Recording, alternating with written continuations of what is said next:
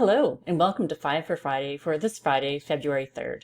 So much going on this week, I struggle to stick to 5 topics.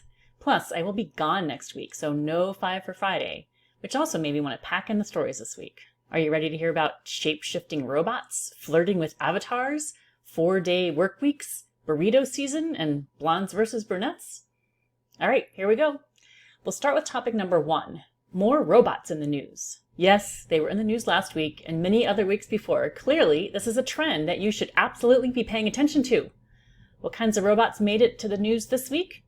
Well, we've got robots to help the elderly through conversation or as a robo-puppy looking for affection.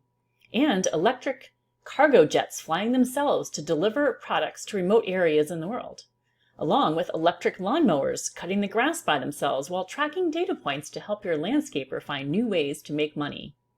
7-Eleven is testing robots that deliver to your home, and scientists have created a shape-shifting robot that can go from liquid to metal state depending on how it needs to move around. A little creepy and dystopian? All right, moving onward to story number 2, AI still in the news. Yes, I know, AI was in the news last week too, and the week before and before. Again, signals of change might be subtle, but sometimes the change is smacking you over the head. Did you get the message? What is going on with AI this week? Well, we've got more people trying to compete with ChatGPT, including Chinese giant search engine firm Baidu, Apple's plan for AI-based augmented reality apps, and a new startup that could topple Google? We'll see. Also in AI news, AI investors do better than the stock market index. ChatGPT can help small businesses like you save lots of time. And AI machines can take over many tasks at the hospital, including reading x-rays and other scans. Also in AI, do you have a dying loved one? Sign up for an AI to interview him or her so that you can continue to have conversations with your loved one's avatar after they have passed away. And good news if you enjoy flirting with the customer service chatbots. A recent study shared that you are less likely to cheat on your spouse if you stick to chatbot flirting. They will study anything these days. All right, and with that, let's move on to story number 3, work-life balance. Get ready for 4-day work weeks, as research has shown that employees are just as productive and much less burnt out working 4 days a week rather than 5.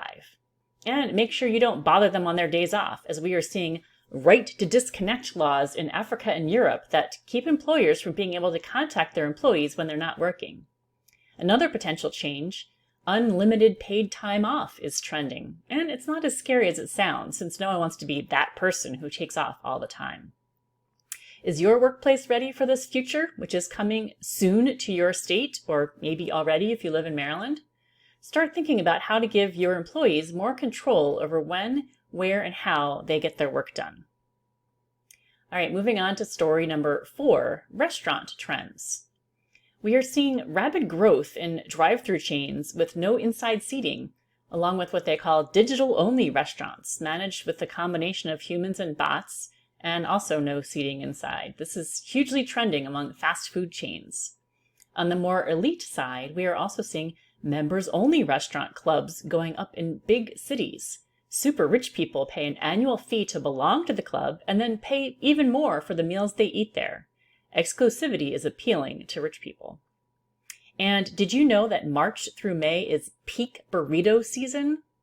Go figure. Chipotle is gearing up for it by trying to hire 15,000 employees to handle that peak season. Wow. All right, now let's move on to our final story, story number 5, tips on surviving a recession. We may or may not be moving into a recession or slowdown this year or next year, but why not be prepared just to be safe? So what can you do?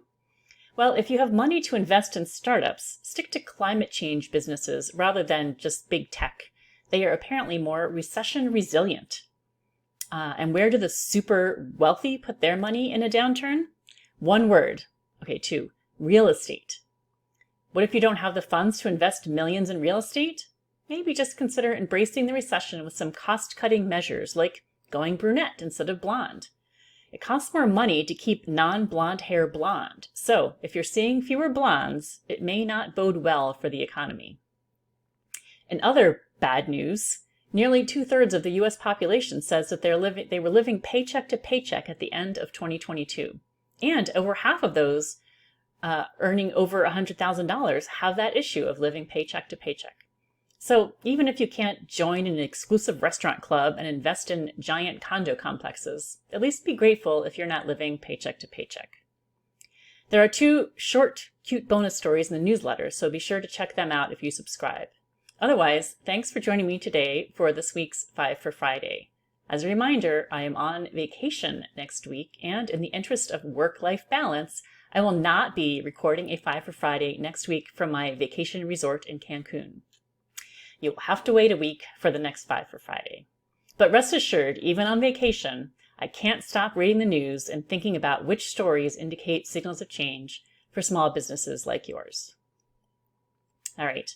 As always, I hope you'll sign up to receive these videos directly from me or subscribe on YouTube so you can continue to hear about these signals of change that could impact your small business.